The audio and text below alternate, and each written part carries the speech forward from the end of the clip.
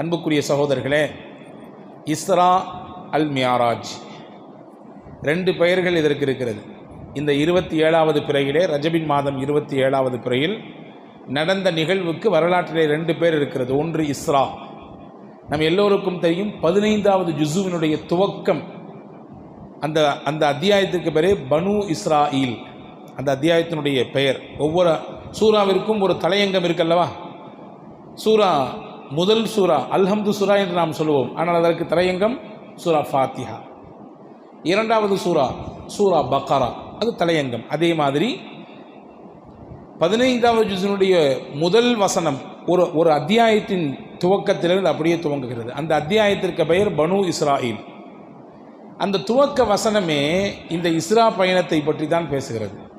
சுபஹானல்லதி யஸ்ரா பிஅப்திஹி லைலம் மினல் மஸ்ஜிதில் ஹராம் இலல் மஸ்ஜிதில் அக்ஸல்லதி பாரக்னா ஹவுலஹு லினுரியஹு மின் ஆயாத்தினா இன்னஹு ஹுவஸ் ஸமீஉல் பஸீர்.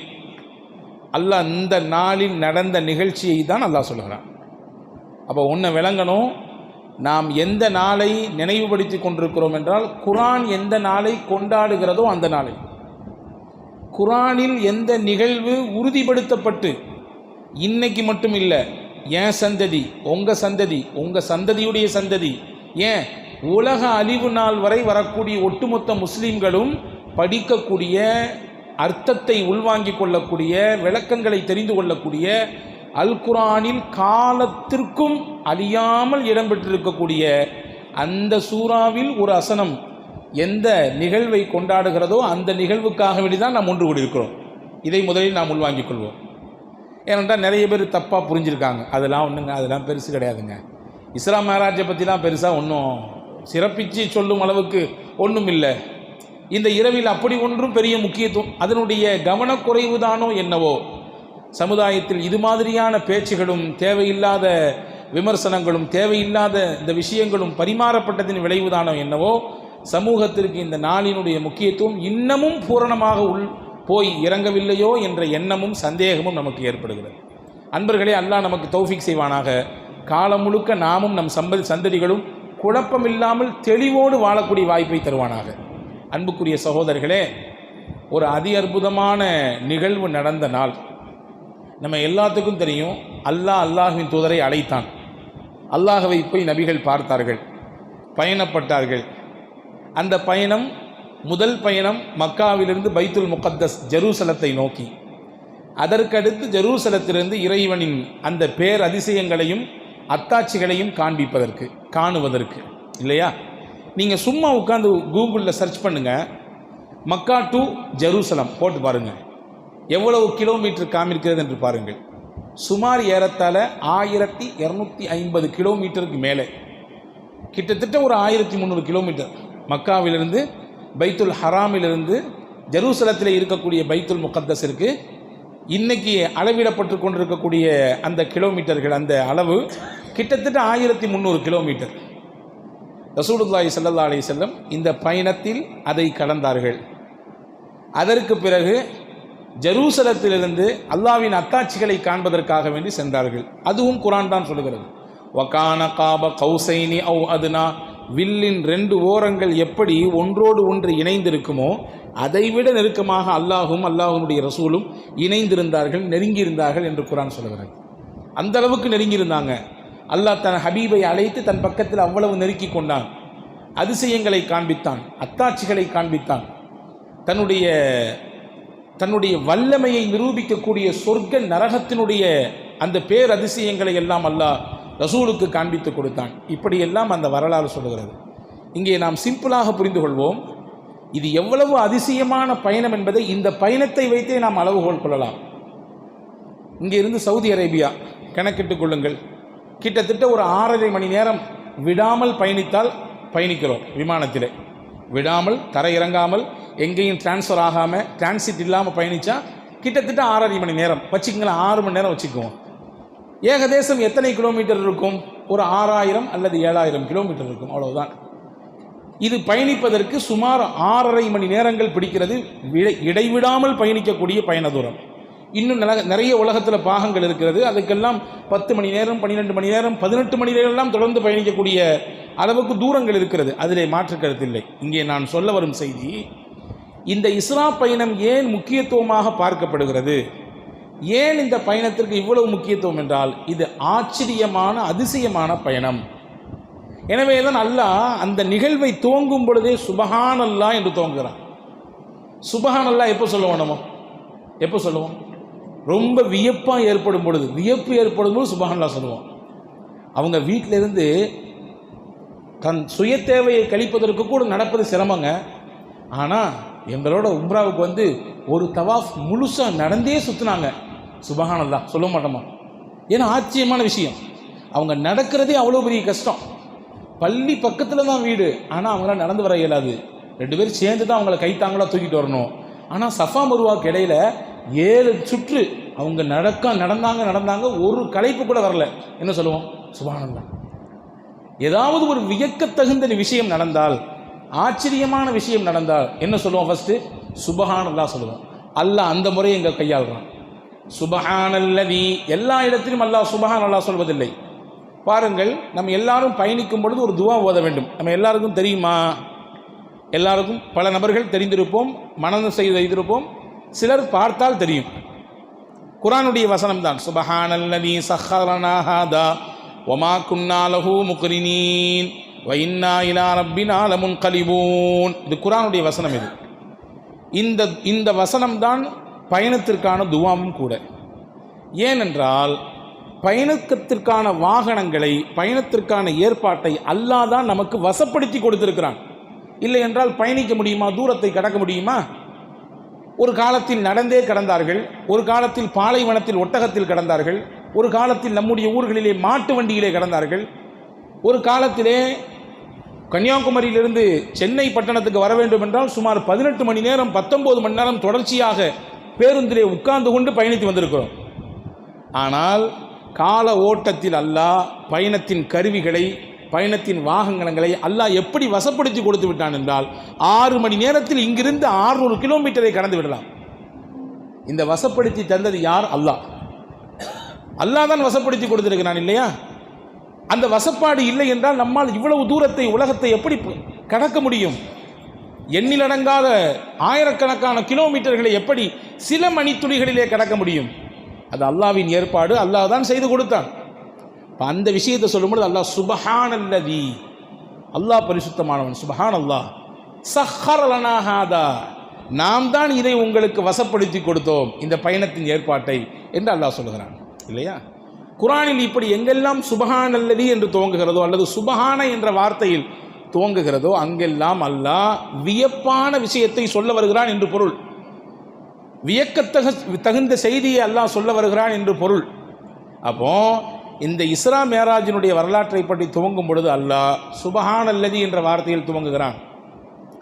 ஏன் துவங்க வேண்டும்? நான் சொன்னேன், இது ஆச்சரியமான, பிரமிப்பை ஏற்படுத்தக்கூடிய பயணம். உம்மஹானி ரதியல்லாஹு அன்ஹா அவர்களுடைய வீட்டில் தான் பெருமானார் அன்றைய தினம் இரவு தங்கியிருந்தார்கள். உம்மஹானி ரதியல்லாஹு தஆலா அன்ஹா தூரமான உறவு கிடையாது. தன்னுடைய தகப்பனாரோடு பிறந்த அபூ தாலிபுக்கு பிறந்த பெண்மகள். ஹஜ்ரத் அலி ரலியல்லாஹு அன்ஹு அபூ தாலிபுக்கு பிறந்தாங்க. அபூ தாலிபும் ரசூலுல்லாஹ்வுடைய தகப்பனார் அப்துல்லா ரலியல்லாஹு அவர்களும் உடன் பிறந்தவர்கள். இவங்களுக்கு பிறந்த பிள்ளைங்கன்னா ஒரு பிள்ளை முகமது ரசூலுல்லாஹ் அப்துல்லா ரலியல்லாஹுவுக்கு பிறந்தது. அபூ தாலிபுக்கு பிறந்தவர் தான் அலி ரலியல்லாஹு அன்ஹு. அவங்க சகோதரி தான் உம்மஹானி.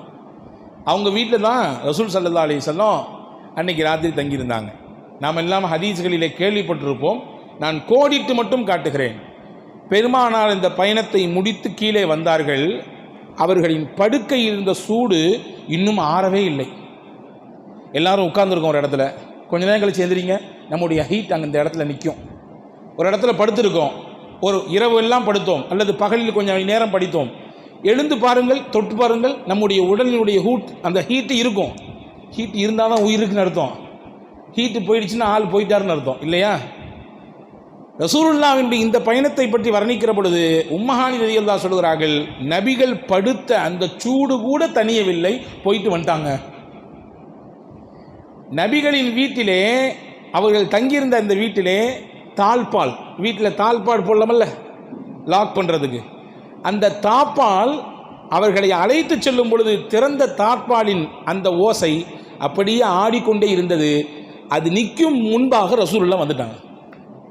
இவ்வளோ தூர பயணத்தை கடந்து அந்த தாப்பா கூட ஆடி நிற்கலை, வந்துட்டாங்க ரசூலுல்லாஹ். இது ஆச்சரியமா இல்லையா? எப்படி நடந்தது என்றால், அல்லாஹ் நபிக்காக வேண்டி கால ஓட்டத்தையே நிப்பாட்டி வைத்தான். காலத்தின் ஓட்டத்தையே அல்லாஹ் நிப்பாட்டி வைத்தான். நபிக்காக வேண்டி எதையும் செய்வான் அல்லாஹ். ஏனென்றால் அவர்கள் நபி, நாம் சாதாரண மனிதர். அவர்கள் இறைவனின் தூதர், அல்லாஹுவின் ஹபீப்.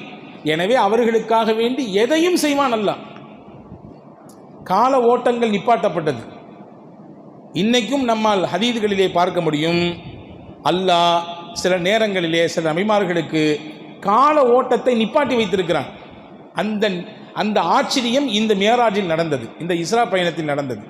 எனவே தான் அல்லாஹ் சுப்ஹானல்லதீன்னு சொல்கிறான். ஆச்சரியம், வியப்பு, பிரமிப்பு, அதை உம்மத்திற்கு உலகத்திற்கு சொல்லும் பொருட்டு அல்லாஹ் சுப்ஹான் என்ற வார்த்தையை சொல்கிறான். யூஷா பின் நூன் அப்படின்னு ஒரு நபி இருந்தாங்க.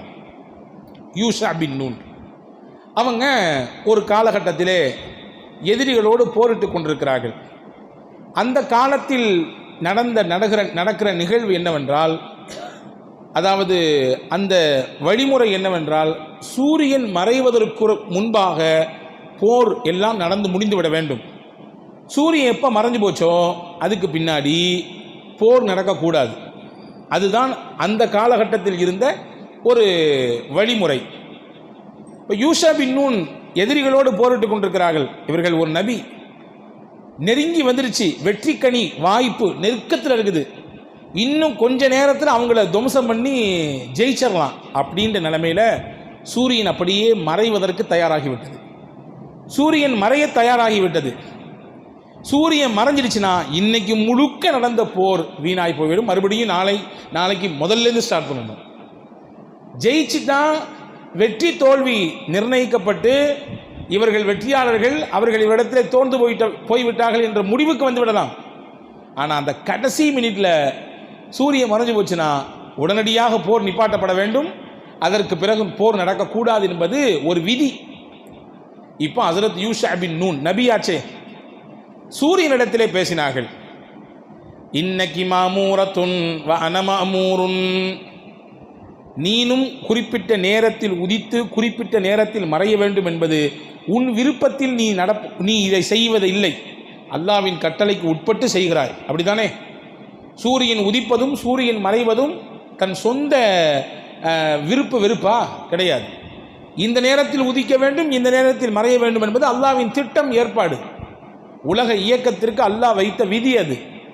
யூஷா பின் நூன் சொல்கிறாங்க, நீனும் அல்லாஹ்வுடைய உத்தரவுக்கு கட்டுப்படக்கூடிய ஆள் தான், நானும் அல்லாஹ்வுடைய உத்தரவு கட்டுப்படக்கூடிய ஆள் தான். எனவே யா அல்லாஹ் ஃபஹ்பிஸ்ஹா அலைய, இந்த சூரியனை கொஞ்ச நேரம் நிப்பாட்டி வையி அல்லாஹ்ட்ட சொன்னாங்க யூஷா பின் நூன். போய்கொண்டிருக்கக்கூடிய பகல் சூரியன் மறைந்தால் பகல் கழிந்துவிடும், இரவு துவங்கிவிடும். இறைவா, இரவு வரக்கூடாது, இந்த சூரிய ஓட்டத்தின் அந்த கால அளவை கொஞ்சம் நிப்பாட்டு, நாங்கள் ஜெயிக்கணுன்றாங்க. சொன்ன ஒன்று ஹதீஸ் சொல்லுது, புகாரி ஷரீஃபில் இந்த ஹதீஸ் பதிவாக இருக்கிறது. அல்லாஹ் அந்த சூரிய ஓட்டத்தை நிப்பாட்டினான். நிப்பாட்டினான் என்றால் என்ன? 6:05 வச்சுக்கோங்க, 6:15 சூரியன் மறைவென்றால் 6:05 அப்படியே நின்னது. அதிலிருந்து ஒரு செகண்ட் கூட ஓடலை, சூரியன் மறையவும் இல்லை, அந்த ஓட்டம் நின்றது. போர் நடந்தது, கொஞ்ச நேரம் போர் நடந்தது. அந்த கொஞ்ச நேரம் என்பது 10 நிமிடமாக இருக்கலாம், அல்லது இன்னும் கூடுதலாக நம்முடைய கணக்கிற்கு ஒரு 5 மணி நேரம் என்று கூட வைத்துக் கொள்ளலாம். அவ்வளவு நேரமும் சூரியன் அசையாமல் ஆடாமல் அங்கேயே நின்றது. ஜெயித்தார்கள், வெற்றி கனியை பறித்தார்கள். அதற்கு பிறகு நின்ற சூரியனை மறுபடியும் அல்லாஹ் சுட்டிவிட்டான். ஏன்னா காலத்தை இயக்குபவன் யாருங்க? அல்லாஹ். எனவே தான் ரசூலுல்லாஹ் சொன்னாங்க, எப்ன ஆதம் லா தசுப்பு தஹ்ர, காலத்தை திட்டாதே ஆதமின் மகனே. எல்லாம் கலிகாலம், களி முத்தி போச்சுங்க, சொல்கிறோமா இல்லையா? என் நேரம் முசீபத்து காலையிலேயே அது மூஞ்சில முடிச்சு தொடர்ந்தேன், இன்னைக்கு நாலு ஃபுல்லாக நாசமாக போச்சு. நேரம் படுத்தும் பாடு சொல்கிறாங்களா இல்லையா உலகத்தில்? நல்ல நேரம் கெட்ட நேரம் பார்க்குறாங்களா இல்லையா? அல்லாஹ்வின் தூதர் சொல்கிறார்கள், யப்ன ஆதம் லா தசுப்புத் தஹ்ர. அல்லாஹ் சொல்கிறான், ஆதமின் மகனே காலத்தை திட்டாதே. வ அனத்தஹர், நான் தான் காலம். கல்லிபுல் லைல வன் நஹார், இரவையும் பகலையும் மாறி மாறி மாறி மாறி சுழற்றுபவன் நான். அப்போ நீ காலத்தை திட்டினா யாரை திட்டுன்னு அர்த்தம்? என்னையை திட்டுன்னு அர்த்தம். நீ காலத்தின் மீது பழி போட்டால் எனக்கு வாய்ப்பு பறி போச்சு, ஏன் நேரம் அதனால் போச்சு. முசீபத்து இவன் பிறந்த நேரம், இதுக்கு பின்னாடி ஒரே எனக்கு அடிதான். உன்னைய கல்யாணம் கட்டிட்டு வந்த நேரம், அதுலேருந்து போச்சு எல்லாம். இந்த வீட்டில் வந்து குடிபுகுந்த நேரம், அன்னையிலேருந்து மொத்தமும் நாசமாக போச்சு. இந்த தொழிலை தொட்ட நேரம், என்ன நேரமோ தெரியல, அன்னையிலேருந்து எனக்கு அடிக்கு மேலே அடிதான். மனுஷன் பழி போகிறானா இல்லையா? மனிதன் செய்யும் தவறை காலத்தில் தள்ளாதே. காரணம், காலம் நான் தான் சுழலச் செய்கிறேன். இரவையும் பகலையும் மாறி மாறி வரச் செய்வது யார்? அல்லாஹ்வாகிய நான். எனவே நீ காலத்தை திட்டினால் என்னை திட்டுவதாக அர்த்தம் என்று அல்லாஹ்வின் தூதர் அல்லாஹ் சொல்வதாக சொன்னார்கள். எனவே காலத்தை அல்லாஹ் தான் சுற்றுறான், சுழலச் செய்கிறான். அதை புரிஞ்சுக்கணும். இதை புரிஞ்சுக்கிட்டோம்னா யார் மேலேயும் நம்ம பழி போட மாட்டோம். எந்த நிகழ்ச்சி மேலேயும் நம்ம துர்குறியை கொண்டு சுமத்த மாட்டோம். நம்முடைய பலவீனத்தை என்னுடைய பலவீனம் என்று ஏற்றுக்கொள்வோம். யாரின் மீதும் அதை தள்ளிவிட மாட்டோம். அல்லாஹ்வின் ரசூல் சொன்னார்கள், காலத்தை சுழற்றுபவன் அல்லாஹ். அந்த அல்லாஹ் யூஷா பின் நூன் அலைஹிஸ்ஸலாமுக்காக வேண்டி கொஞ்ச நேரம் மறையவிருக்கக்கூடிய சூரியனை நிறுத்தி வைத்தான். அதே அல்லாஹ் தான் முஹம்மது நபிக்காக வேண்டி இஸ்ரா பயணத்திற்காக வேண்டி கால ஓட்டத்தையே நிப்பாட்டினான். நில்லு, என் ஹபீப் என்கிட்ட வரப்போகிறாங்க, நான் அவங்கள பார்க்க போகிறேன், பேரதிசயங்களை காட்ட போகிறேன், நீ இயங்கக்கூடாது, நில்லு. மொத்த காலமும் அப்படியே நின்றது. எனவே தான் அல்லாஹ் இந்த நிகழ்ச்சியை சொல்லும் பொழுது சுபஹான என்று துவங்குகிறான்.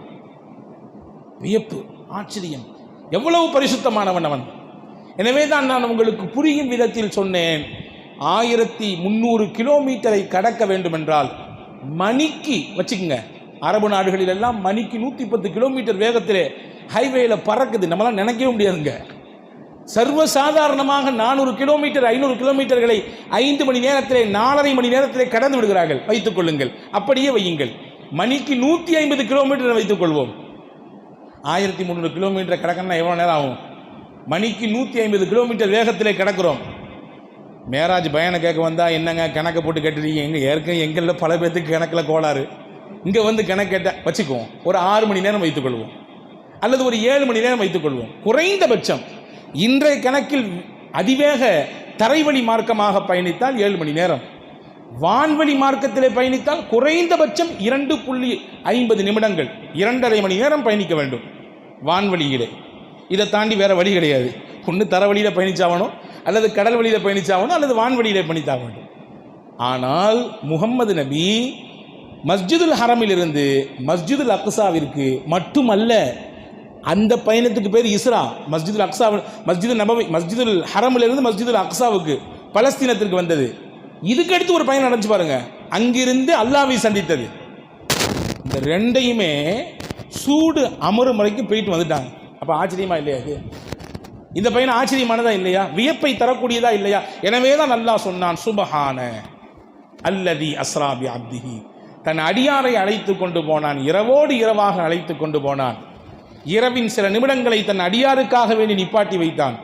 கால ஓட்டத்தையே அல்லாஹ் முடக்கினான். நபிகள் பெருமானார் ஸல்லல்லாஹு அலைஹி வஸல்லமுக்காக தன் அத்தாட்சிகளை காட்டி, நுரியஹு மின் ஆயாத்தினா, தன்னுடைய அத்தாட்சிகளை எல்லாம் அல்லாஹ்வின் தூதருக்கு அல்லாஹ் காண்பித்து கொடுத்தான் என்று அல் குர்ஆனிலே அல்லாஹ் இந்த நிகழ்ச்சியை துவங்கும் பொழுதே சொல்லுகிறான். எனவேதான் இந்த இரவு ஆச்சரியமான வியக்கத்தகுந்த விஷயங்கள் நடந்த இரவு என்பதினால்தான் இதை நாம் கொண்டாடுகிறோம். மூசா அலைஹிஸ்ஸலாம் அல்லாஹ்ட்ட பேசினாங்க. திருக்குர்ஆன் கொண்டாடுது தெரியுமா? யா அல்லாஹ், எனக்கு நீ காட்சி அளி, அரினி அன்துரு இலை காலலன் தரானி வலாக்கின் இன்துரு இலல் ஜபலி ஃபைன் இஸ்தகர்ர மகானஹு ஃபஸௌஃப தரானி. யா அல்லாஹ், உன்னை நான் பார்க்கணும். அல்லாஹ் சொன்னா என்னை நீ பார்க்க முடியாது. என் பேரொழியை பார்க்க வா, இங்கே வா, தூர்சினா மலைக்கு வா, இங்கே நில்லு. என் ஜோதியில் அதை 1000 துண்டுகள், அதை லட்சம் துண்டுகளாக வைத்து ஒரு சின்ன துளியை இந்த மலையிலே நான் காட்டுகிறேன், அதை வந்து பார் என்று மூசா அலைஹிஸ்ஸலாமை அல்லாஹ் அழைத்தான். மூசா அலைஹிஸ்ஸலாம் போனாங்க. பல துண்டுகளாக ஆக்கப்பட்ட இறைவனின் பெரும் ஜோதியில் ஒரு ஜோதியை பார்த்த உடனேயே மயங்கி கீழே விழுந்து விட்டார் மூசா அலைஹிஸ்ஸலாம். வஹர்ர மூசா ஸஇகா, அல் குர்ஆன் சொல்கிறது. அந்த பேரொளியை பார்க்கக்கூடிய வாய்ப்பை மூசா அலைஹிஸ்ஸலாம் பெற்றாங்க. அல்லாஹ்ட்ட பேசினாங்க. தூர்சிலாமணியில் அல்லாஹ்வுடைய அந்த குரலை கேட்டார்கள். எனவே தான் அவருக்கு பெயர் கலீமுல்லா. இன்னைக்கு பேர் வைக்கிறாங்களா இல்லை? கலீமுல்லா பேர் வைக்கிறாங்க. நம்ம பிள்ளைங்க, நம்முடைய வீட்டில் பிறக்கக்கூடிய பிள்ளைகளுக்கு பேர் வைத்திருக்கிறார்கள் கலீம் என்று. அல்லாஹ்வோடு பேசியவர்கள் சையதுனா மூசா அலைஹிஸ்ஸலாம். அந்த பேச்சினால் தான் அவர்கள் கலீம். இந்த நிகழ்ச்சியை குர்ஆன் அப்படி கொண்டாடுதுங்க. ஆச்சரியமான நிகழ்வு தானே இது. ஹஜ்ரத் ஈசா அலைஹிஸ்ஸலாமுக்கு அல்லாஹ் ஒரு அற்புதம் கொடுத்தான். என்ன அற்புதம்? பிறவி குருடர்களையும் ஈசா அலைஹிஸ்ஸலாம் குணப்படுத்துவார்கள். குஷ்ட நோய், உடலெல்லாம் புழுத்து புண்ணாகி வலிகிறது, அந்த வெண்குஷ்டம் பிடித்தவர்களையும் தன் கரத்தை கொண்டு வைத்தால் சுகம் கிடைக்கும். இந்த விஷயத்தை அல்லாஹ் தஆலா அப்படியே ஸ்லாகித்து சொல்கிறான். ஈசா அலைஹிஸ்ஸலாம் சொல்வாங்க, உபரியுல் லக்மஹ வல் அபரஸ வ உஹில் மௌதா பிஇذنில்லாஹ். பிறவியிலேயே குருடர்களாக இருக்கக்கூடியவர்கள், பிறவியிலேயே இந்த மாதிரி வெண்குஷ்டம் ஏற்பட்டு உடம்பெல்லாம் சீழ்வழிந்து புழுத்து போய் இருக்கக்கூடியவர்களுக்கு என் கையால் நான் தடவுவேன். அல்லாவின் பேர் உத்தரவை கொண்டு அல்லாஹ் அதற்கு சுகம் கொடுப்பான். அல்லாவின் உத்தரவை கொண்டு இறந்து போனவர்களையும் கூட மரணித்தவர்களையும் கூட உயிர்ப்பிக்கும் ஆற்றலை அல்லாஹ் தன் பேரருளை கொண்டு அல்லாஹ் எனக்கும் தந்திருக்கிறான். உயிர்ப்பிச்சு காட்டினாங்க. ஹதீஸ்லேயே வந்திருக்கிறது. நூஹ் அலைஹிஸ்ஸலாம் காலத்தில் வாழ்ந்து அவங்க பிள்ளைகள கூட உயிர்ப்பிச்சு காத்ததாக ஹதீஸுகள் நிரூபிக்கிறது. அப்போ என்ன சொல்ல வர்றேன்னா, ஈசா அலைஹிஸ்ஸலாமுக்கு கொடுக்கப்பட்ட அந்த அதிசயங்களை, அத்தாட்சிகளை குர்ஆன் இன்னைக்கும் உண்மைப்படுத்தி கொண்டிருக்கிறது. அய்யூப் அலைஹிஸ்ஸலாமுக்கு நீண்ட நாட்கள் நோய், உடம்பெல்லாம் நோய், கடுமையான நோய். அந்த உடம்பிலே இருந்த அந்த புண்ணு எல்லா இடத்திலும் பரவி நாற்றம் ஏற்பட்டு கடைசியில் ஊரை விட்டு விலக்கி வைக்கப்பட்டார்கள், ஒதுக்கி வைக்கப்பட்டார்கள். எனவே தான் அல்லாஹ்ட்ட கேட்கும்போது என்ன கேட்குறோம்? யா அல்லாஹ், அய்யூப் அலைஹிஸ்ஸலாமுக்கு நீ கொடுத்த பொறுமையை எனக்கு தாரப்பே. அய்யூப் அலைஹிஸ்ஸலாம் அவ்வளவு பொறுமை, அவ்வளவு பொறுமை. பொறுமையின் கடல் என்றால் அய்யூப் அலைஹிஸ்ஸலாம் தான். அம்புடு நோயையும் வாங்கிட்டு, யா அல்லாஹ் நான் உன்னுடைய அடிமை, அப்படித்தான், நீ குணப்படுத்துன்னு கேட்கல, நான் சிரமத்தில் இருக்கிறேன், நீ அர்ஹமுர் ராஹிமீன், நீ ரஹமத்து செய்வர்களுக்கெல்லாம் மிகப்பெரிய ராஹிம் நீ. எனவே என் நிலை உனக்கு தெரியும், அவ்வளவுதான். நான் சொல்லித்தான் உனக்கு தெரிய வேண்டும் என்ற எந்த தேவையும் இல்லை. எனவே நான் அடிமை, நான் என்னை உன்னிடத்தில் சமர்ப்பிக்கிறேன், இவ்வளவு நோயோடு இருக்கிறேன், நீ ராஹிம், நீ ரஹமத் செய்பவன். அப்படி முடிச்சுக்கிட்டாங்க துவாவை. குர்ஆன் சொல்லுகிறது அப்படி முடிச்சுக்கிட்டாங்க.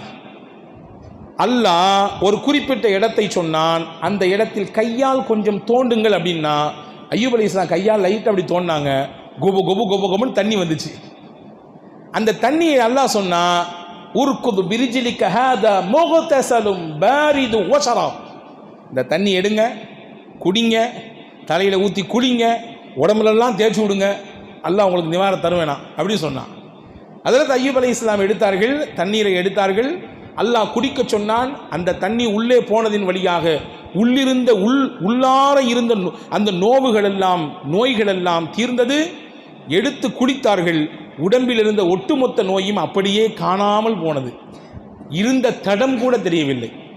எங்கேயாவது கீழே விழுந்துட்டோம்னா என்ன இருக்கும்? வருஷங்கள் போனாலும் தடம் இருக்கும். அந்த தழும்பு அப்படி இருக்கும். வச்சுக்கோங்க, ஒரு சர்ஜரி பண்ணியிருக்கோம், ஓப்பன் ஹார்ட் சர்ஜரி பண்ணலை, அல்லாஹ் பாதுகாக்கணும், எல்லாத்தையும் பாதுகாக்கணும். அந்த சர்ஜரியிலே இருந்த அந்த தடம் காலத்துக்கும் இருக்கிறது. ஆனால் அய்யூப் அலைஹிஸ்ஸலாம் நீண்ட நாட்களாக வருடக்கணக்கில் படுக்கையில் புண்ணோடும் உடல் வேதனையோடும் புழுகோடும் வாழ்ந்தவர்கள். அந்த தண்ணீர் பட்டது, உடம்பில் அடையாளமே இல்லாமல் ஆகிவிட்டது. அப்படி புது உடம்பு, புத்தம் புதிய உடல் எப்படி இருக்கும்? அப்படி இருந்த ஹஜ்ரத் அய்யூப் அலைஹிஸ்ஸலாமுக்கு அல்லாஹ் சொல்லுகிறான். நான் எதுக்கு சொல்ல வர்றேன்னா, இப்படி எக்கச்சக்கமான நபிமார்களின் வாழ்க்கை நடந்த அதிசயங்களை எல்லாம் ஸ்லாகித்து பேசக்கூடிய அல்லாஹ் தன் ஹபீப் முஹம்மது ஸல்லல்லாஹு அலைஹி வஸல்லமுக்கு தான் கொடுத்த பேரதிசயமான அந்த இஸ்ரா மிஅராஜை பற்றி சொல்லும் பொழுது அல்லாஹ் ரொம்ப சந்தோஷத்தோடு சொல்கிறான், ரொம்ப சந்தோஷமாக சொல்கிறான். அந்த சந்தோஷம் நமக்கு வேணுமா வேணாமா?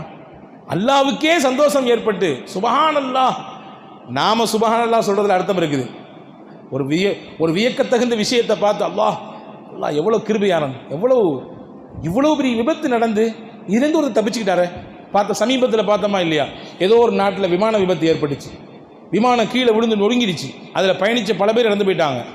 அந்த விமானம் விழுறதுக்கு முன்னாடி ஒருத்தர் உள்ளே இருந்து வீடியோ எடுக்கிறாரு, வெளியே வர்றாரு, அடிபட்டுட்டு அதே வீடியோடு வெளியே வர்றாரு. நிறைய பேர் இறந்துட்டாங்க, அதில் நிறைய பேர் இறந்து போய்விட்டார்கள். இந்த காட்சியை பார்த்தோம்னா நம்மளுக்கு என்ன தானாக என்ன வரும்? சுப்ஹானல்லாஹ், இவ்வளோ பெரிய அடி, இவ்வளோ பெரிய விபத்து, ஆனால் ஒரு சின்ன கீறல் கூட இல்லாமல் சாதாரணமாக வர்றாரு. அல்லாவை வியக்கிறோம், அல்லாஹ்வினுடைய ஆற்றலை கண்டு அப்படியே பூரிப்படைகிறோம். நாம் சொன்னால் அதிலே ஒரு நியாயமான காரணம் இருக்கு. அல்லாஹ் சொல்லுகிறான், தன் நபியை அழைத்த அந்த பயணத்தை குறித்து அல்லாஹ் மகிழ்கிறான் என்றால் நாமும் மகிழ வேண்டும் என்று விரும்புகிறான். நாமும் இந்த பயணத்தை கொண்டாட வேண்டும் என்று ஆசைப்படுகிறான். நாமும் இந்த பயணத்தை பற்றி பேச வேண்டும் என்று விரும்புகிறான். அன்பான சகோதரர்களே, அப்படிப்பட்ட பாக்கியமான பயணம் நடந்த நாள் தான் இந்த மேராஜ் இஸ்ராவுடைய நாளாக இருக்கிறது. இந்த நாளில் அல்லாஹ்வின் வல்லமையை நாம் உள்வாங்க வேண்டும். அல்லாஹ் நடத்தி காட்ட வேண்டும் என்று நாடிவிட்டால் எதையும் நடத்தி காட்டுவான். அந்த வைராக்கியம், அந்த உறுதி நமக்கு ஒரு காலமும் குறைஞ்சிடக்கூடாதுங்க. எதையாவது நினைத்து மனதை நாம் விட்டு விடுகிறோம் பல நேரங்களிலே. அதனால் பல்வேறு விதமான இன்னல்களோடும் சிக்கலோடும் இதையாவது நினைச்சு அதையாவது நினைச்சு அப்படியோ இப்படியோ இதுவா அதுவா என்று தேவையில்லாமல் மனப்பால் குடித்துக்கொண்டு தேவையில்லாமல் மனதிலே அதை போட்டு திரும்ப திரும்ப நினைத்து கொண்டு நம்மையும் நம்மை சுற்றி இருப்பவர்களையும் நோயாளிகளாக மாற்றிக்கொண்டிருக்கிறோம். அல்லாஹ் வல்லமை மிக்கவன், அவன் நாடினால் எதையும் செய்து காட்டுவான் என்பதை இந்த மிஅராஜ் என்ற பயணம் அழகாக எடுத்துச் சொல்கிறது. எனவே தான் தன் வல்லமைகளை எல்லாம் காமிச்சு முடிச்சுட்டு ரசூலுல்லாவுக்கு அழகான கிஃப்ட் கொடுத்தான். தொழுகை என்ற அற்புதமான கிஃப்டை வாங்கி கொண்டு பெருமானார் வந்தார்கள். நீங்கள் யோசித்து பார்த்துருக்கீங்களா? ரசூல் ஸல்லல்லாஹு அலைஹி வஸல்லம் 2 விஷயம் சொல்லியிருக்காங்க தொழுகையில். ஒன்று, என்னுடைய கண் குளிர்ச்சி, அதாவது மன அமைதி. எப்போ கண் குளிர்ச்சி ஏற்படும்? சந்தோஷமாக இருந்தோம்னா ஆனந்த கண்ணீர் வரும். பார்த்துருக்கீங்களா? ஒரு மகளை கல்யாணம் முடிச்சு கொடுக்குறோம். கல்யாணம் முடிஞ்சு அவங்களுடைய மாப்பிள்ளை வீட்டுக்கு போகுது. தகப்பனாருக்கும் தாயாருக்கும் கண்ணில் இருந்து கண்ணீராக வடியும். அது கவலையில் வரக்கூடிய கண்ணீர் இல்லை, ஆனந்த பெருக்கில் வரக்கூடிய கண்ணீர். ஹஜ்ஜிக்கு போகிறோம், வழி அனுப்ப போகிறோம், நம்மளை அறியாமலேயே கண் கலங்குது. ஏன் போகிறானேன்ற வெறுப்பில்லையா? ஆனந்த கண்ணீர். இந்த மாதிரி நாம் எப்போ ஏறாமல் கட்டி ஹஜ்ஜிக்கு போகிறோம்? புள்ள பட்டம் வாங்கிட்டு ஊர்லாம் போட்டுது, உலகமெல்லாம் அவர் சுற்றி இருந்த உறவுகள் எல்லாம் அவரை அவருடைய திறமையை அவருடைய ஆற்றலை அப்படியே தூக்கி பேசுகிறாங்க. நம்ம கண் ஓரங்களில் அப்படியே கண்ணீர் கசிகிறது. ஏன்? மன மகிழ்ச்சி அது கண்ணீரால் வெளிப்படுகிறது, கண் குளிர்ச்சியாக வெளிப்படும். ரசூலுல்லாஹ் என்னுடைய கண் குளிர்ச்சி என்று எதை சொன்னார்கள்? தொழுகையைத்தான் சொன்னார்கள். என் கண் குளிர்ச்சி என்றால் என் மனதிற்கான அமைதியின் இடம் என் ரப்புக்கு முன்னால் நிற்கிற அந்த இடம்தான். அதுதான் எனக்கு மகிழ்ச்சி, மன மகிழ்ச்சி. இன்னைக்கு இதை மறந்துட்டு எங்கெல்லாமோ போய் மன மகிழ்ச்சிக்காக வேண்டி தேடுகிறோம், அலைகிறோம். பல ஆயிரங்களை செலவழித்து வகுப்புகளிலே போய் அமருகிறோம். சைக்காலஜிஸ்ட்டை போய் உட்கார்ந்து பல ஆயிரங்களை கொடுத்து அவன்கிட்டேருந்து ஆலோசனை கேட்குறோம். ஏதாவது வழி சொல்லு, சந்தோஷம் வேணும், நிம்மதி வேணும். ஒரு மாதிரி மனசு போட்டு அலையுது, ஏதாவது வழி சொல்லுன்னு கேட்டு உட்கார்ந்துருக்கிறோம். அல்லாஹ்வின் ரசூல் சொன்னார்கள், தொழு, அதில் தான் உனக்கு மன அமைதி இருக்கிறது. அல்லாஹ்வாகி எனக்கு முன்னால் வந்து நில்லு, உனக்கு மகிழ்ச்சியையும் உன் மன அமைதியையும் நான் தருகிறேன். இது ஒரு விஷயம். அப்போ மன மகிழ்ச்சிக்கான மிகச்சிறந்த வழி தொழுகைதான். எந்த தொழுகையை கிடைக்கப்பட்டது? இந்த இரவில் தான். அல்லாஹ் பாருங்க, நம்ம எல்லாத்துக்கும் ஒரு தீர்வு வச்சிருக்காங்க. இஸ்லாத்தில் நாம் பிறந்ததும் முகம்மது நபியின் உம்மத்தாக மாறியதும் நாம் செய்த தவம், நம் பெற்றோர் செய்த தவம், அல்லாஹ்வின் பேரருள். எல்லாத்துக்கும் தீர்வு இந்த இஸ்லாத்தில் இருக்கு. எதுக்காக தீர்வு இல்லைன்னு சொல்ல முடியுமா? எல்லா பிரச்சனைகளுக்கும் வழியை இஸ்லாம் சொல்லித் தருகிறது, அதற்குரிய தீர்வை சொல்லித் தருகிறது. பெருமானா ஸல்லல்லாஹு அலைஹி வஸல்லம் சொல்லித் தந்தார்கள். இப்போ மிஅராஜில் தான் அல்லாஹ் இந்த தொழுகையை அல்லாஹ் தந்தான். அதே போன்று பெருமானா ஸல்லல்லாஹு அலைஹி வஸல்லம் சொன்னார்கள், நான் என் ரப்பை ஒரு தடவை இஸ்ரா மிஅராஜின் வழியாக பார்த்தேன், என்னுடைய உம்மத் ஒவ்வொரு நாளும் பார்க்க முடியும். அஸ்ஸலாத்து மிஅராஜுல் மூமின், தொழுகைதான் மூமின்களுக்கு மிஅராஜ், தொழுகைதான் மூமின்களுக்கு மிஅராஜ் என்பதை அழுத்தம் திருத்தமாக நமக்கு சொல்லித் தந்தார்கள். அன்பு பெருமக்களே, அது நம்மிடத்தில் எந்த அளவிற்கு இருக்கிறது என்பதை கொஞ்சம் சீர்தூக்கி பார்க்கக்கூடிய நாளாகவும் இந்த மேராஜுடைய நாள் இருக்கிறது. இந்த வருஷம் மேராஜிலிருந்து எப்படியாவது தொழுகை எடுத்துட வேண்டியதுதான் என்று நம்மள பல பேர் நினைக்கிறது உண்டு. கலாவாக்காமல் தொழுதிட வேண்டியதுதான், ஜமாத்தை மிஸ் பண்ணாமல் தொழுதிட வேண்டியதுதான், அப்படி இப்படி கொஞ்சம் விட்டுட்டு போகக்கூடிய தொழுகை எல்லாம் இனிமேல் சரியாக தொழுதிட வேண்டியதான் நினைக்கிறது உண்டு. ஆனால் இந்த சபை கலைஞ்ச பண்ண என்னமோ தெரியல, நம்ம மனசும் அப்படியே கலைஞ்சு போயிடுது. 2 நிகழ்ச்சியை சொல்கிறேன். இன்றைக்கி நான் இப்போ மகரிபுக்கு பின்னாடி எதையாவது பேசணுமே என்று படித்து கொண்டிருக்கும்போது 2 செய்தி என் கண்ணில் பட்டது. ஒன்று, பிலிப்பைன்ஸ் நாட்டில் இருக்கக்கூடிய ஒரு ஒரு ஒரு திரைத்துறையில் இருக்கக்கூடிய ஒரு பிரபலமான ஒரு நடிகர். அவருக்கு பேர் ராபின். பிலிப்பைன்ஸ் நாட்டிலே ரொம்ப பிரபலமான நடிகர், நல்ல பெரிய நடிகர். அவர் பல லட்சம் ரசிகர்களை கொண்டவர். அவர் ஒரு கட்டத்தில் அவர் மேலே ஏதோ ஒரு வழக்கு, அந்த வழக்கை சந்தித்து கடைசியில் அவர் ஜெயிலுக்கு போகிறாரு. ஜெயிலுக்கு போயிட்டு ஒரு மாதம் தான் உள்ளே இருக்கிறார். ஜெயிலேருந்து வெளியே வந்த உடனே ராபின் என்ற தன்னுடைய பெயரை அப்துல் அஜீஸாக மாற்றிக்கொண்டார். அப்துல் அசீஸ் என்று தன்னுடைய பெயரை வைத்து, நான் இனிமேல் கிறித்துவ கொள்கையை சேர்ந்தவன் அல்ல, உலக முஸ்லீம்கள் எந்த இறைவனை வணங்குகிறார்களோ அந்த அல்லாஹ்வை வணங்குகிற அவனுடைய அடிமையாக முகம்மது நபியின் வழியில் நிற்கிற அவர்களின் உம்மத்தில் ஒருவராக நான் இருக்கிறேன் என்று சொல்லி தன்னை முஸ்லீமாக அடையாளப்படுத்துகிறார். முக்கியமான பிலிப்பைன்ஸில் இருக்கக்கூடிய முக்கியமான சில ஊடக நண்பர்கள் போய் அவற்றை பேட்டி எடுக்கிறாங்க. நீங்கள் ஏன் இஸ்லாத்தில் வந்தீங்க? இஸ்லாத்தின் மீது உங்களுக்கு ஏதாவது வெறுப்புகள் இருந்ததாகத்தானே நாங்கள் கேள்விப்பட்டோம். நீங்கள் எப்படி இஸ்லாத்தில் வந்தீங்க, என்ன காரணம் அப்படின்னு சொல்லி கேட்கும்போது நிறைய சொல்கிறாரு. அதில் அவர் முக்கியமாக சொல்லக்கூடியது, நான் முஸ்லீமாக மாறியதற்கு காரணம் எனக்கு பக்கத்தில் சிறையில் இருந்த ஒரு அரபு நாட்டைச் சேர்ந்த முகம்மது என்ற பெயரை கொண்ட ஒரு கைதியும் அவரிடத்தில் இருந்த அந்த நன்னடத்தையும் அவரிடத்திலே நான் பார்த்து அதிர்ந்த ஒரு விஷயமும் தான் எனக்கு இஸ்லாத்தினுடைய வாய்ப்பை தந்தது. அப்படின்னா அவர் என்ன கண்டிங்க அவர்கிட்ட? பொதுவாகவே முஸ்லீம்கள்னால் இன்றைக்கி என்ன பிம்பம் இருக்குது சொல்லுங்கள் பார்க்கலாம். ஏன்னா 2 நாளைக்கு முன்னாடி ஒரு நண்பர் கேட்டார், முஸ்லீம் என்று சொன்னால் உங்களுக்கு என்ன நினைப்பு வரும் அப்படின்னு கேட்டார். ஒரு கிறிஸ்துவர் என்று சொன்னால் என்ன நினைப்பு வரும் நமக்கு? ஆக்சுவலாக என்ன நினைப்பு வரும்? ஒரு பெரிய அங்கி, இந்த மாதிரி ஒரு அங்கி நினைப்பு வரும், கையில் ஒரு பைபிள் நினைப்பு வரும் இல்லையா? அந்த அந்த கிராஸில் இருக்கக்கூடிய அந்த சிலுவை நினைப்பில் வரும். சரி, ஒரு முஸ்லீம் என்று சொன்னால் என்ன நினைப்பு வரும் சொல்லுங்கள் பார்க்கலாம். வருமா? தாடி வருமா? தொப்பி வருமா? ஆனால் வராது. அப்படி தான் வரணும். ஆனால் உலகம் எப்படி மாற்றி வச்சுருக்குன்னா, முஸ்லீம்னாலே பயங்கரவாதி, அவன் குண்டு போடுவான், அவன்கிட்ட தான் எல்லா விதமான தீய பழக்க வழக்கம் இருக்கும், அவன் கடத்துவான், அவன் பெரிய பொய்சல், இப்படிலாம் ஒட்டுமொத்த உலக ஊடகங்களும் சேர்ந்து இஸ்லாத்தின் மீது அப்படியே சேரை வாரி அரித்து வைத்திருக்கிறார்கள். அதனுடைய வெளிப்பாடு பொதுஜன மக்களின் புத்தியிலே இப்படியான ஒரு பிம்பம் இயல்பாகவே பதிந்திருக்கிறது. இந்த பிலிப்பைன் நாட்டை சேர்ந்த இந்த படத்தில் நடிக்கக்கூடிய நடிகர் சொல்லுகிறார், நானும் அப்படி தான் விளங்கி வச்சுருந்தேன், முஸ்லீம்கள் நானே கொஞ்சம் தள்ளி நிற்கணும், அதனால தான் இன்றைக்கி நிறைய பேர் ஊடு தர மாட்டேங்கிறான், நீங்கள் எல்லாம் வந்து அப்படி இப்படின்னு சொல்கிறான். ஆனால் உண்மை அதுவா கிடையாது. உண்மை என்னங்கிறத பேரிடர் காலம்தான் காட்டும். நெருக்கடி காலம்தான் முஸ்லீம்கள் உண்மையான முஸ்லீம்கள் யார் என்பதை உலகத்துக்கு காட்டும். அது 100% உலகம் முழுக்க பார்க்க முடியும். ஆனால் அந்த ஊடகங்கள் ஏற்படுத்தி வைத்த மாயையின் வெளிப்பாடு ஒரு தவறான பிம்பம் பொதுஜன மக்களின் உள்ளங்களில் பதிந்திருக்குது. இப்போ ராபின் சொல்கிறாரு, நானும் அப்படி தான் நினச்சிருந்தேன் முஸ்லீம்கள்னா. ஆனால் அந்த பையன்கிட்ட கேட்டேன், என்னப்பா நீ ஏன் உன்னைய கொண்டு ஜெயிலில் அடைச்சிருக்காங்க? என் மேலே அவதூறு பரப்பிட்டாங்க, நான் ஒரு நிரபராதி, ஆனால் பயங்கரவாதின்ற பேரில் என்னை கொண்டு அடைச்சி வச்சுருக்காங்க. இவருக்கு மனசில் இன்னும் செய்தி உறுதியாகுது, உண்மைதான், எல்லா பயிர்களும் பயங்கரவாதி தான், நீனும் பயங்கரவாதி தான் என்று உறுதியாகிறது. ஆனால் இந்த ராபினுக்கு மிகப்பெரிய ஆச்சரியத்தை தந்தது என்னவென்றால், சிறையில் ஒழுங்கான சாப்பாடு இல்லை, ஒழுங்கான தங்குமிடம் இல்லை, சரிவர சுத்தம் செய்வதற்கான ஏற்பாடுகள் இல்லை, சரியான விளக்குகள் இல்லை. ஆனால் குறித்த நேரத்தில் அந்த முகம்மது என்று சொல்லக்கூடிய அந்த முஸ்லீம் எழுகிறார், இருந்த தண்ணீரை வைத்து கைகால் முகங்கள் கழுவிக்கொள்கிறார், தன்னிடத்தில் இருந்த துணியை எடுத்து விரிக்கிறார், தொழுகிறார், நிம்மதியாக தொழுகிறார், ஆனந்தத்தோடு தொழுகிறார். தொழுது முடித்துவிட்டு தன் மனக்குறைகளை எல்லாம் கண்ணீரால் இறையின் சன்னிதானத்திலே அப்படியே கொட்டுகிறார். இது நான் ஒரு நாள் பார்க்கல, 2 நாள் பார்க்கல, தொடர்ச்சியாக கவனிச்சுட்டே இருந்தேன். நான் கேட்டேன் அவர்கிட்ட போய், இம்புட்டு கஷ்டத்தோட பயங்கரவாதின்ற முத்திரை உன மேலே குத்திருக்காங்க, நான் சாதாரண வழக்கில் உள்ள வந்தவன், பயங்கரவாதின்ற முத்திரை குட்டப்பட்ட நீ இவ்வளவு அமைதியாக, இவ்வளவு நிம்மதியாக, இவ்வளவு பேரானந்தத்தோடு நீ வந்து இப்படி பண்ணுறிய, இது என்னையா அப்படின்னு கேட்கும் பொழுது, அந்த கைதியாக பிடித்து வைக்கப்பட்ட முகம்மது என்ற அந்த முஸ்லீம் சொன்னார், எங்களின் வாழ்க்கையில் எங்களுக்கு கிடைத்த பாக்கியம் எங்கள் இறைவனை வணங்குவதற்கு ஒவ்வொரு நாளும் 5 நேரம் கிடைப்பது. இதன் மூலமாக எங்கள் கோரிக்கையை எங்கள் இறைவனின் காதிலே கொண்டு வைக்க முடியும். எங்கள் கஷ்டங்களை எல்லாம் தீர்ப்பதற்கான மிகச்சிறந்த வழியாக எங்களுக்கு முஹம்மது நபி இதைதான் காட்டி தந்திருக்கிறார்கள்.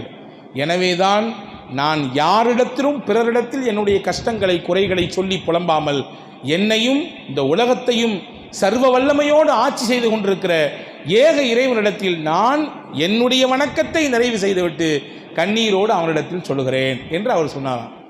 இதுதான் பெரிய ஆச்சரியம் அவருக்கு. என்னடா இது, இப்படி ஒரு கூட்டமா, இப்படி இறை வணக்கத்தில் இப்படி தன்னை ஐக்கியப்படுத்திக் கொள்ளக்கூடிய மக்கள் இன்றைக்கும் உலகத்தில் இருக்காங்களா என்று ஆச்சரியப்பட்டு கடைசியில் சிந்திக்க துவங்கினார், குரானை வாசிக்க துவங்கினார். அந்த ஒரு மாதத்திலேயே மனமாற்றம் ஏற்பட்டது, வெளியே வந்து முஸ்லீம் ஆகி போனார். இது ஒரு செய்தியா? அடுத்த செய்தி இந்த தொழுகைக்கு ரிலேட்டடாக இருக்கிறதுனால இந்த விஷயத்தை சொல்கிறேன். யுவன் சங்கர் ராஜா நம்ம எல்லாத்துக்கும் தெரியும், இசை ஞானியினுடைய மகன் இல்லையா? இசை புயல் ஜாம்பவான் எப்படியோ போட்டுங்க, ஏதோ ஒன்று. அவருடைய பையன் ஒரு மிகச்சரியாக ஒரு 10 வருஷம் இருக்கும். 10 வருஷத்துக்கு முன்னாடி அவர் இஸ்லாத்தை ஏற்றுக்கிறார். இன்றைக்கி 2025 2014 அவர் இஸ்லாத்தை ஏற்றுக்கொண்டார். நான் ஒன்றும் அங்கே கேட்டது இங்கே கேட்டலாம் சொல்லலை. டைம்ஸ் ஆஃப் இந்தியா இந்த விஷயத்தை அவர்கிட்ட நேரடியாக பேட்டி எடுத்து அதை வந்து பிரசுரித்திருக்கிறாங்க. இந்தியாவினுடைய முக்கியமான ஊடகத்தில் ஒன்றாக இருக்கக்கூடிய Times of India Yuvan Shankar ராஜாவிடத்திலே வந்து பேட்டி எடுக்கிறது. நீங்கள் இஸ்லாத்தை ஏற்றுக்கொண்டு என்ன காரணம்? உங்களுடைய வழி, உங்களுடைய தகப்பனார், உங்களுடைய குடும்பம் எல்லாமே வந்து ஒரு குறிப்பிட்ட மதத்தை நீங்கள் பின்பற்றி வந்தீர்கள். திடீரென்று உங்களுக்கு இஸ்லாத்தின் மீது ஈர்ப்பு ஏற்பட என்ன காரணம்? அவர் நிறைய சொல்கிறார். நான் நம்ம பாயிண்ட் மட்டும் சொல்கிறேன். அவர் சொன்னார், எனக்கு எல்லாமும் என் குடும்பத்தில் என்னுடைய தாய், என் அம்மா மேலே எனக்கு அவ்வளோ பெரிய விருப்பம், அவ்வளோ பெரிய பாசம். திடீர்னு எங்கள் அம்மா 2012 இறந்துடுறாங்க. எனக்கு எல்லாமும் அடைக்கலம், எல்லாமும் அன்பு, ரொம்ப பெரிய சப்போர்ட்டு எங்கள் அம்மா தான் சின்ன வயசுலேருந்தே. திடீர்னு எங்கள் அம்மாவுடைய இழப்பை என்னால் தாங்கிக் கொள்ளவே முடியலை. 4 நாளைக்கு முன்னாடி கூட என் கூட அவ்வளவு அந்யோன்யமாக பேசி கொண்டு என்னுடைய எதிர்காலத்தை நினச்சி ரொம்ப சந்தோஷப்பட்ட அம்மா திடீர்னு இறந்து போன அந்த இறப்பை என்னால் தாங்கிக்கவே முடியல. அதிலிருந்து என்னால் வெளியில் வரவே முடியல. ஒரு வருஷம் கழிஞ்சது. எங்கள் வீட்டுக்கு சொந்தங்கள் நண்பர்கள்லாம் வந்திருந்தாங்க. அப்படி பேச்சு வாக்கில் எங்கள் அம்மாவை பற்றி பேசினாங்க. மறுபடியும் எனக்கு நினைவு ஃபுல்லாக அம்மா மேலே வந்துடுச்சு.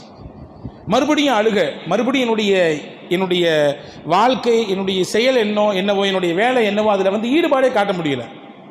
இந்த காலகட்டத்தில் தான் அவர் சொல்லக்கூடிய செய்தி அப்படியே சொல்கிறேன்.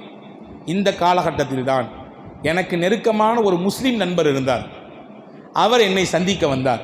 யுவன் சங்கர் ராஜா சொன்ன விஷயம் டைம்ஸ் ஆஃப் இந்தியா அப்படி எடுத்து இதை ஆர்டிக்கலாக போட்டிருக்காங்க.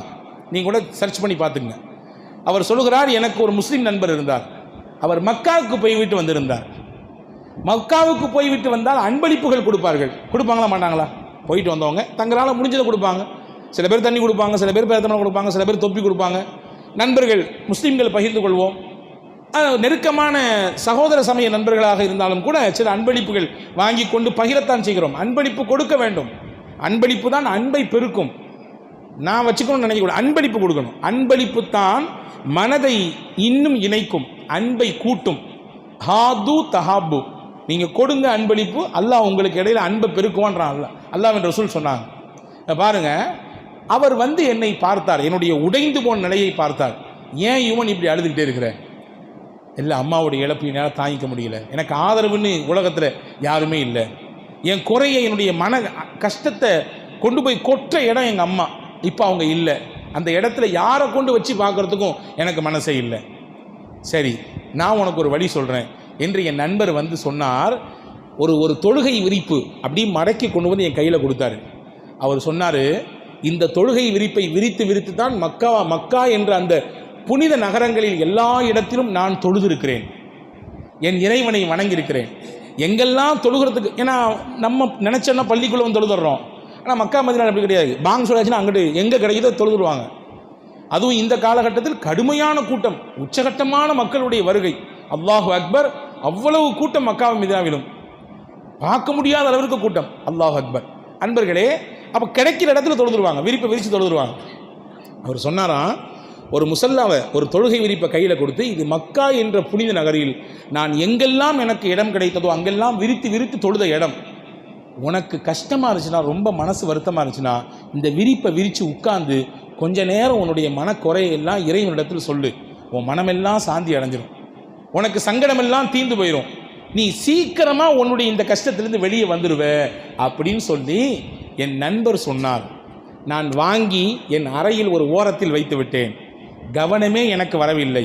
அடுத்து என் வேலை இப்படியே போனது. மறுபடியும் எங்கள் அம்மாவின் நினைப்பு வந்தது. என் அறைக்கு போனேன், எதையோ ஒன்றை தேடுவதற்கு போனேன். என் கண்ணில் பட்டது அந்த தொழுகை விரிப்பு தான். கொடுத்து பல மாதங்களுக்கு பின்னால் அந்த தொழுகை விரிப்பு என் கண்ணில் பட்டது. அப்படின்னா என்ன அர்த்தம் தெரியுமா? அல்லாஹ் இப்பதான் அவருக்கு ஹிதாயத்தை நாடி இருக்கான்னு அர்த்தம். அந்த தொழுகை விரிப்பை எடுத்தேன், விரித்தேன். அவர் சொன்னது ஞாபகம் வந்தது. உட்கார்ந்து உன் இறையிடத்திலே சொல்லு, எல்லா மனபாரமும் குறையும் என்று சொன்னார். நான் விரித்தேன். எனக்கு தொழ தெரியாது, எப்படி இறைவனை வணங்க வேண்டும் என்ற முறைகள் தெரியாது, என்ன படிக்க வேண்டும் தெரியாது. எனக்கு தெரிந்தது உட்காரு என்று சொன்னார். நான் விரித்து அப்படியே உட்கார்ந்தேன். உட்கார்ந்தவுடன் எனக்கு யாரோ ஒரு ஆறுதல் சொல்வதை போன்றிருந்தது. அவர் சொல்றாரு, அந்த தொழுகை விரிப்பில் உட்கார்ந்ததற்கு பிறகு அவ்வளவு பெரிய மன அமைதியை நான் கண்டேன். எனக்கு எங்கள் அம்மா காதில் வந்து சொல்கிற மாதிரி இருந்துச்சு. அவர் கற்பனையோடு சொல்கிறாரு, இவன் என்னை நம்பி நீ எல்லாத்தையும் சொல்லிக்கிட்டு இருந்த, உனக்கு ஆதரவாக அடைக்கலமாக நான் இருக்கேன்னு நினச்சிட்டு இருந்தேன். நான் திடீர்னு உன்னை விட்டுட்டு போயிட்டேன். கவலைப்படாத, நான் போனது இறைவன் என்கின்ற ஏக இறைவனை உனக்கு காண்பித்து தரவும், அவன் உன்னோடு இருக்கிறான், நீ கவலைப்படாது என்பதை சொல்லித்தரவும் தான் நான் போயிருக்கிறேன் என்று எங்கள் அம்மா என் காதில் வந்து சொல்கிற மாதிரியே இருந்துச்சு. அதற்கு பிறகு நான் ஏக இறைவன் அல்லாஹ்வை விளங்க எத்தனித்தேன், படிக்க துவங்கினேன். இஸ்லாத்தை 2014 நான் ஏற்றுக்கொண்டேன் என்று யுவன் சங்கர் ராஜா பேசக்கூடிய செய்தியை டைம்ஸ் ஆஃப் இந்தியா பதிவு செய்திருக்கிறது. இங்கே சொல்லுகிற நோக்கம் என்னவென்றால், இந்த 2 பெரும் பிரபலங்களுக்கும் இடையில் இஸ்லாம் என்கின்ற மகத்தான இந்த மார்க்கத்தை அவர்களின் உள்ளத்திலே கொண்டு போய் சேர்த்தது தொழுகை என்கின்ற ஒரு சிறப்பான ஒரு அமல் தான். தொழுகை என்கின்ற ஒரு மிகுந்த மரியாதைக்குரிய கண்ணியமான ஒரு செயல்தான் அவர்களின் உள்ளத்திலே கலக்கத்தை நீக்கி, சந்தேகத்தை களைந்து, உண்மை எது அசத்தியம் எது என்கின்ற தெளிவை கொடுத்து சத்திய இறைவனாகி அல்லாஹ்வின் பக்கம் அவர்களின் கவனத்தை திருப்பியது. இது வெறும் 2 தான். இந்த மாதிரி 2000 கதைகள் உலகத்தில் இருக்கிறது. இந்த மாதிரி 1000 கதைகள் உலகத்தில் இருக்கிறது. அன்பான சகோதரர்களே, அப்படிப்பட்ட மனமகிழ்ச்சியையும் ஆனந்தத்தையும் நம்முடைய கவலைகளை எல்லாம் போக்கி அருமருந்தையும் தரக்கூடிய தொழுகை என்கின்ற மகத்தான ஒரு வணக்கம் தரப்பட்ட நாள் இந்த மேராஜ் என்கின்ற இந்த ரஜபினுடைய 27வது கிழமை என்பதை நாம் கவனத்தில் கொள்ள வேண்டும். அல்லாஹ்விடத்திலே நாம் தொடர்ந்து துவா செய்வோம். இந்த அல்லாஹ்வினுடைய வல்லமையை காட்டிய இந்த நாளிலே அல்லாஹ்வே, எங்களையும் எங்கள் சந்ததிகளையும் தொழுகையாளிகளாக ஆக்குவாயாக. எங்கள் கவலைகளை எல்லாம் நீ நீக்கி தருவாயாக. மன ஆறுதலையும் நிம்மதியையும் எங்களுக்கு தருவாயாக. இன்னைக்கு நிம்மதிக்காக வேண்டி பல மக்கள் இயங்கிக் கொண்டிருக்கிறார்கள். கவலையோடு நொம்பலத்தோடு மிகுந்த வலியோடு பல மக்கள் இருப்பதை கண்கூடாக பார்க்க முடிகிறது. அந்த அன்பர்களுக்கெல்லாம் சொல்லிக் கொடுக்கிறேன், அன்பு சகோதரர்களே, அல்லாஹ்விடத்தில் உங்களுடைய குறைகளை கொண்டு வந்து கொட்டி தீருங்கள், கண்ணீர் விட்டு அழுங்கள், அல்லாஹ்விடத்திலே கேளுங்கள், நிச்சயம் மனபாரம் குறையும். அழுதா மனசு ரிலாக்ஸ் ஆகும், தெரியும் தானே? அழுதுட்டோம்னா மனசு கொஞ்சம் ரிலாக்ஸ் ஆகும். அதனால தான் இழப்பின் இருக்கிற சமயத்திலே அழுது கொண்டிருந்தால் தடுக்க மாட்டார்கள். விடு, அவன் அழட்டும், விடு, அவன் மனசு தீர அவர்கிட்ட இருக்க மனசில் இருக்கக்கூடிய மொத்த குறையும் கொட்டி தீக்கட்டும், கண்ணீரை வடிக்கட்டும், அதிலிருந்து அவள் கொஞ்சம் ரிலாக்ஸ் ஆகுவா என்று சொல்கிறத கேட்குறமா இல்லையா? இயல்பாக அழுதால் மனக்குறை மனபாரம் நீங்கும். அந்த அழுகையை அல்லாஹ்விடத்திலே வையுங்கள், அந்த கண்ணீர் துளிகையை அல்லாஹ்விடத்திலே வையுங்கள். எதையோ நம்பி எதையோ இழக்கக்கூடிய நாம் ஏன் வல்லமை மிக்க அல்லாஹ்வின் அந்த சக்தியை நம்ப மறுக்கிறோம்? அதில் ஏன் நமக்கு நம்பிக்கை தளர்வு ஏற்படுகிறது? அதில் ஏன் நம்பிக்கை கொஞ்சம் உறுதி இழக்கிறது? இழக்க வேண்டாம். அல்லாஹ் தான் நபியை கூட்டி போய் எல்லாவற்றையும் காண்பித்தான்.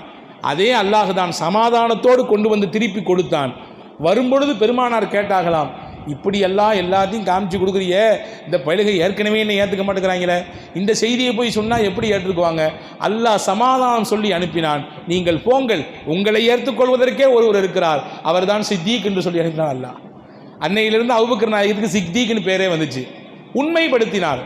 இது என்ன, இதை தாண்டி பல விஷயங்கள் நடந்தாலும் அது முகம்மது சொல்லியிருந்தால் சத்தியம் சத்தியம், உண்மை உண்மை, நான் ஏற்றுக்கொள்வேன். சித்திக் நாயகன் சொன்னாங்க, அன்னையில தான் உங்களுக்கு பேர் அபூபக்கர் சித்திக் என்று பேரானது. இப்படி அல்லாஹ் நிச்சயம் எதிலும் ஒரு வழியை தருவான். வழி இல்லாமல் எதுவும் இல்லை, வாய்ப்பில்லாமல் எதுவும் இல்லை, தீர்வு இல்லாமல் எதுவும் இல்லை. இது இந்த பிரச்சனைக்கு தீர்வே கிடையாதா? இந்த குழப்பத்துக்கு ஒரு முடிவே கிடையாதா? இந்த நோய்க்கு மருந்தே கிடையாதா என்று எதையும் ஒதுக்கி வைக்க முடியாது. நிச்சயம் நோய்க்கும் மருந்துண்டு, பிரச்சனைக்கும் தீர்வு உண்டு, குழப்பத்திற்கும் முடிவு உண்டு. அதை நோக்கி நாம் பயணிக்க வேண்டும் என்றால் நம் உள்ளத்தில் உறுதி வேண்டும், நம் உள்ளத்தில் தன்னம்பிக்கை வேண்டும், நம் உள்ளத்தில் இறை நம்பிக்கை ஆழமாக இருக்க வேண்டும். இதையெல்லாம் கூட்டி பெருக்கி தரக்கூடிய அதி அற்புதமான மருந்து தொழுகை என்கின்ற மகத்தான இபாதத். அதை தந்த இரவிலே நாம் ஒன்று கூடியிருக்கிறோம். வல்ல அல்லாஹ்விடத்தில் கேட்போம், காலத்திற்கும் உலக அழிவு நாள் வரை நம் சந்ததிகளுக்கு அல்லாஹ் தொழுகையின் பாக்கியத்தை தருவானாக. நம்